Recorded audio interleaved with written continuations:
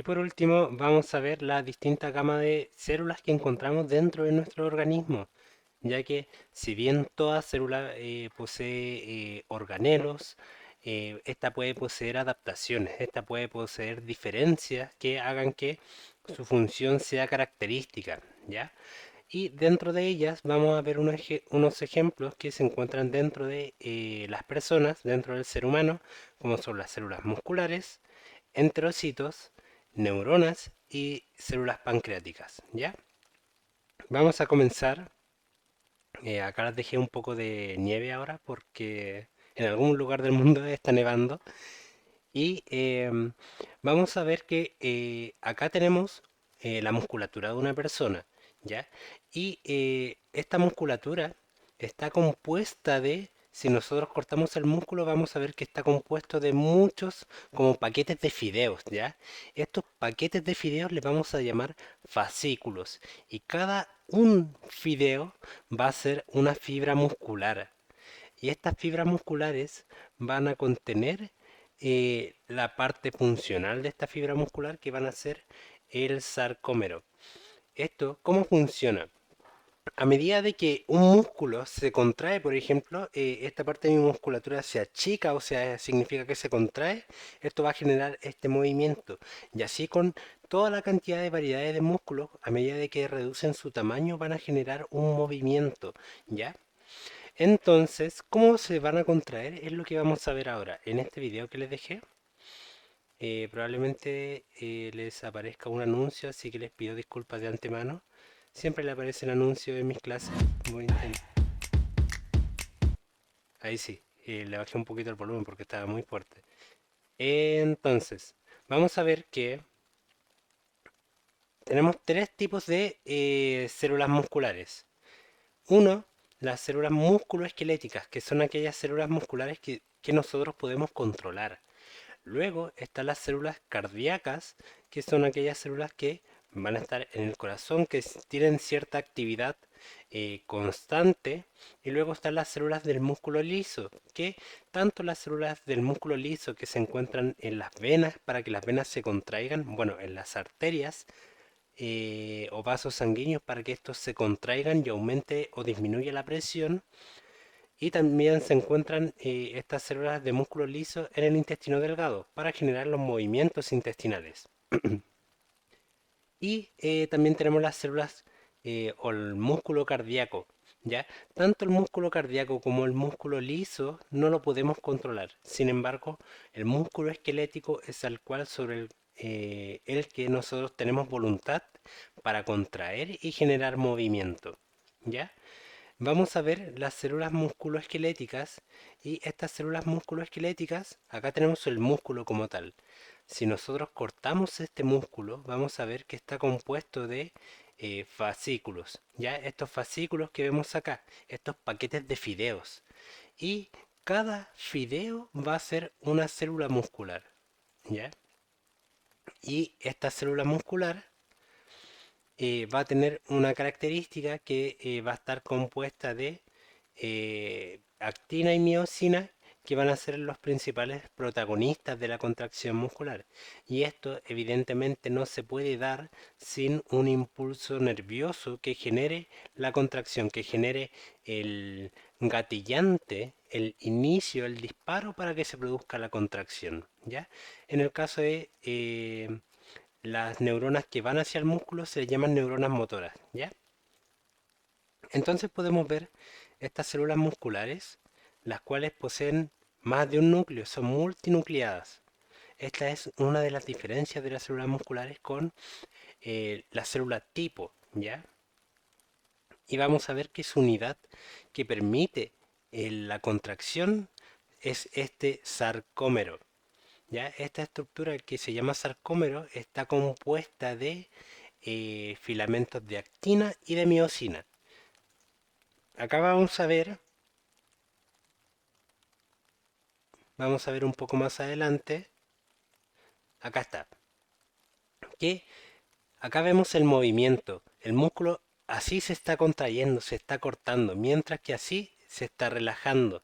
¿Y por qué se contrae y por qué se relaja? Esto es producto de que las cabezas de miosina que vemos en morado van a acercar los filamentos de actina para hacer que el músculo se vaya cortando. Y esto evidentemente requiere uno de un impulso nervioso, dos de energía, ¿ya? Y de calcio. Pero esto es un poco más específico, ¿ya? A grandes rasgos, las cabezas de miocina van a cortar, van a mover la actina hacia el centro para que el músculo se acorte. Y esto requiere energía, ¿ya? Entonces, eh, la- las cabezas de miocina van a generar el movimiento y se quedan pegadas a la actina. Y para poder hacer que el músculo se relaje, ahí movió la actina, para poder hacer que el músculo se relaje también requieren de energía. Vamos a ver un poquito más adelante, requieren de energía para poder soltarlo. ¿Ya?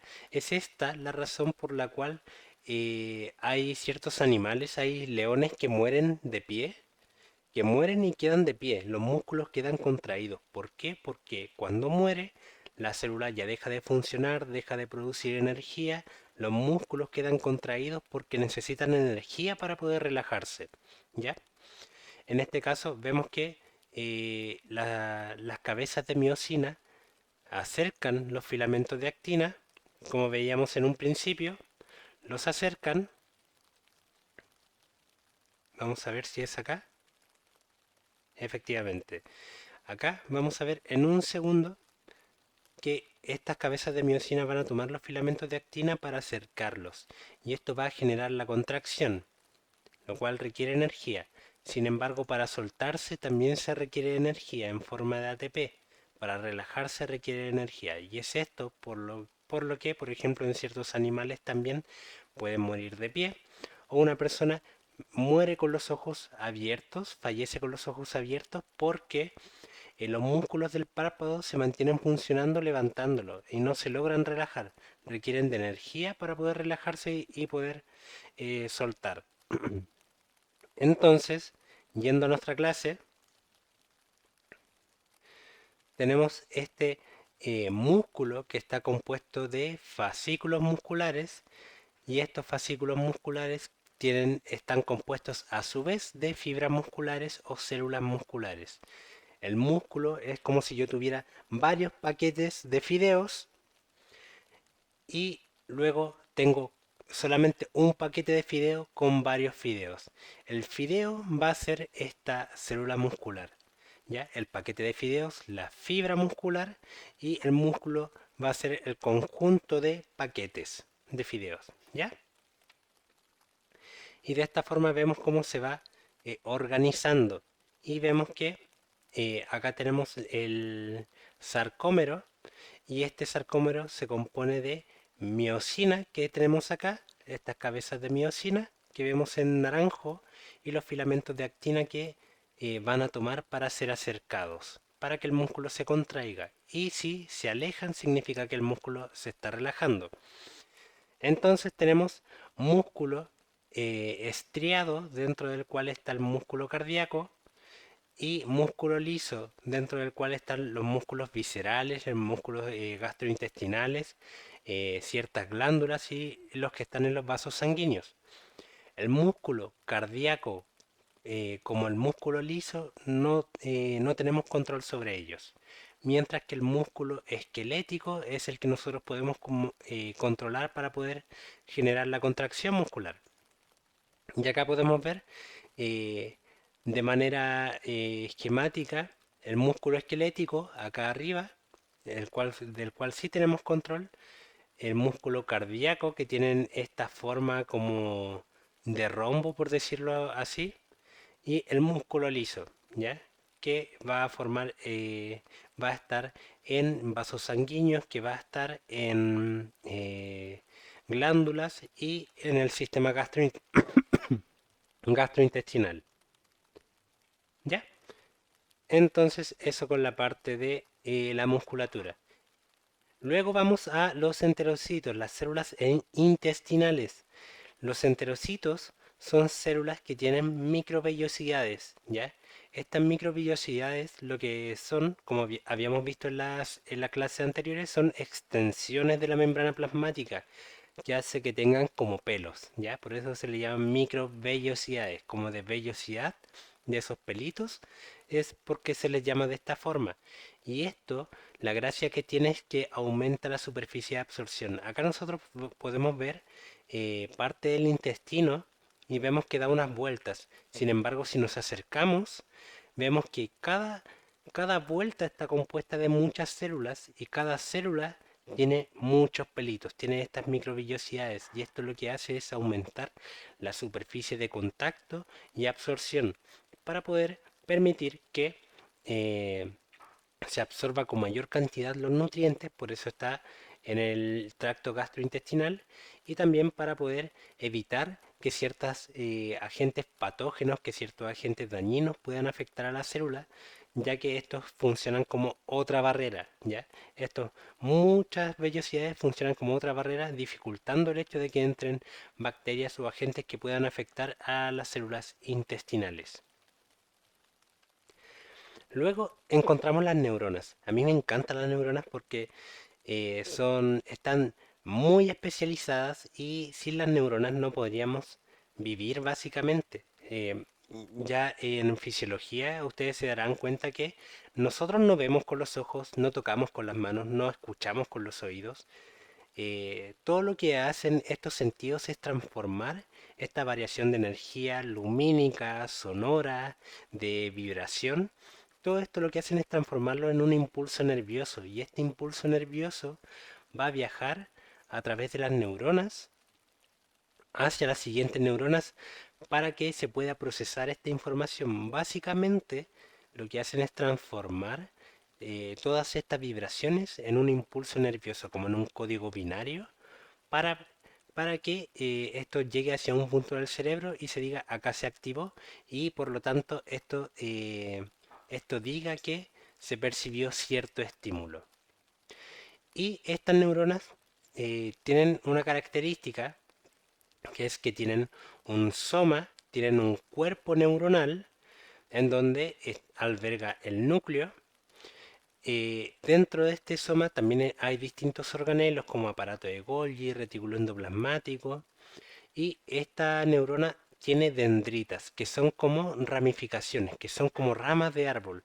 Y esto, la gracia que tiene es para que estas dendritas toquen con múltiples neuronas.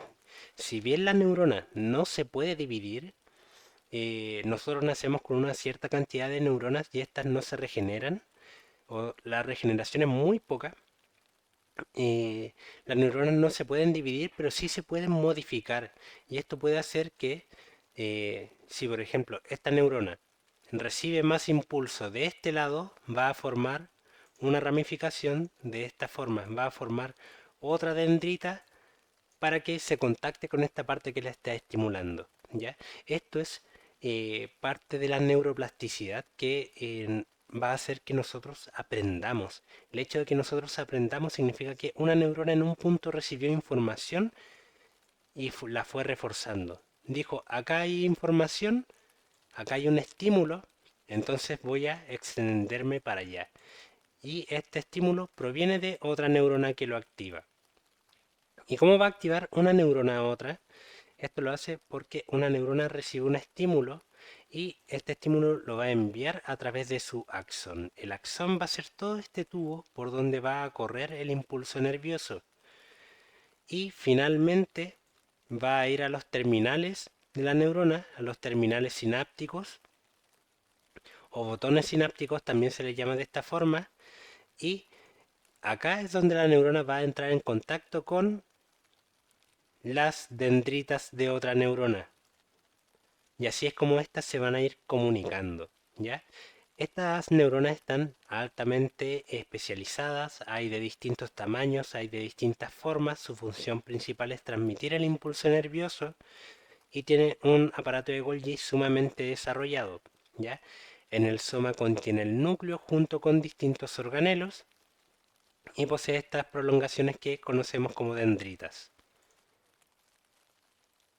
Y acá vemos las distintas neuronas los distintos tipos de neuronas que existen. Hay neuronas unipolares, hay neuronas bipolares. Esto quiere decir que puede enviar un impulso de un lado para otro o para la paz. Habitualmente de las dendritas va hacia el axón, pero luego en la universidad se podrán dar cuenta que las neuronas pueden enviar en algunos casos impulsos en ambas direcciones, ¿ya? Pero para la paz solamente en una dirección, ¿ya? Y tenemos distintos tipos de neuronas. Acá vemos neuronas piramidales que están en la corteza del cerebro. Acá vemos neuronas de Purkinje o células de Purkinje que están en el cerebelo y son como, de verdad, como un árbol. Es impresionante la cantidad de ramificaciones que tiene y la cantidad de ramificaciones que tiene es porque va a coordinar muchos estímulos, porque se encuentra en el cerebelo y el cerebelo es el centro de control de la motricidad fina, dentro de muchas otras funciones, pero centro de control de la motricidad fina. Y esto es porque tiene que coordinar cosas muy específicas, tiene que recibir informaciones de puntos muy distintos para poder coordinarla, ¿ya? Y como les había mencionado, existe esta plasticidad neuronal, existe esta capacidad de hacer que las neuronas cambien, que modifiquen su funcionamiento. Acá vamos a ver que modifiquen su estructura. Vamos a ver cómo estas neuronas se están comunicando. Y además voy a mostrarle un video que muestra cómo funciona esta plasticidad neural. En donde me gustaría poder agrandar esto. No se agranda del todo. Ahí se está agrandando un poquito. Entonces vemos cómo esta neurona se va abriendo paso para entrar en contacto con otra neurona. Van modificando sus conexiones para ir aprendiendo. Van a ir modificando sus conexiones en base a los estímulos del entorno y esto les permite aprender. Es esta uno de los motivos fundamentales por los cuales yo me sentí muy motivado por el área de la neurología porque esto hace que nosotros podamos aprender de distintas áreas, distintas estructuras, obviamente con el esfuerzo y perseverancia correspondientes, pero esto gracias a que podemos ir haciendo estas conexiones neuronales de a poco se van reforzando para que nosotros vayamos aprendiendo, vayamos a ir generando estas nuevas conexiones neuronales y se genera un nuevo circuito con una función. Luego de esto, tenemos ya vimos las células musculares, enterocitos, neuronales, en el caso de las neuronas, y las células pancreáticas. De las células pancreáticas, acá nosotros vemos el páncreas que es parte del sistema gastrointestinal y el páncreas tiene dos funciones. Uno es producir enzimas digestivas y dos, perdón, y dos es producir hormonas que se van a enviar a través del torrente sanguíneo. Acá nosotros podemos ver el páncreas y el páncreas tiene una línea media que es el conducto pancreático. Y este conducto pancreático va a llegar hacia el perdón, hacia el tracto gastrointestinal. ¿Ya? Yo le llamo a todo gastrointestinal porque es parte del sistema digestivo, pero específicamente al duodeno. Y acá va a estar del bolo alimenticio de la comida que ustedes coman y el páncreas va a secretar enzimas para que se puedan degradar. Y además el páncreas va a secretar estas enzimas y dentro de otras funciones está la secreción de hormonas hacia el torrente sanguíneo, ¿ya? Por eso se le llama al páncreas que tiene una función de tipo endocrina y exocrina. La función exocrina es aquella que produce las enzimas hacia el sistema gastrointestinal, ¿ya? Para poder digerir. Y estas enzimas se liberan y van por el conducto pancreático. Por esto las enzimas perdón, por eso las células exocrinas están en contacto con el conducto y van a enviar esto a través de, ¿puedo rayar? Ah, sí, sí puedo rayar. Van a enviar las enzimas a través del conducto pancreático hacia el sistema gastrointestinal. Mientras que las células de tipo endocrina, que son las células que se encuentran en esta porción más salmón, que se encuentran más alejadas del conducto pancreático, van a secretar insulina y glucagón. hacia los vasos sanguíneos. Esto para poder regular los niveles de azúcar en sangre. Ahora, algo, bueno, ya habiendo sentado estas bases, las células exocrinas que secretan enzimas pancreáticas, que secretan estas enzimas para poder degradar los alimentos, y las células endocrinas que secretan insulina y glucagón hacia el sistema sanguíneo, hacia el sistema endocrino. Por eso se llaman células endocrinas, hacia el sistema de vasos sanguíneos.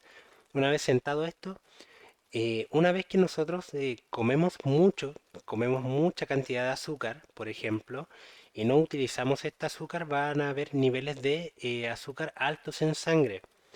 Y estos niveles de azúcar altos en sangre van a producir altos niveles de insulina para poder mover el azúcar en sangre. Y eh, si es que yo mantengo estos niveles altos de azúcar, las células que se encargan de recibir la insulina van a decir, no, yo estoy acostumbrado a 100 de insulina, ahora quiero 120. Y así van a ir aumentando. Ya estoy acostumbrado a 120, ya dame 180. Y así va aumentando el nivel de insulina en la sangre. Y a medida de que las células cada vez requieren más, los receptores de insulina cada vez requieren más insulina para funcionar, para poder movilizar el azúcar en la sangre, eh, llega un punto en donde estas células endocrinas que se encargan de producir la insulina tienen mucho trabajo.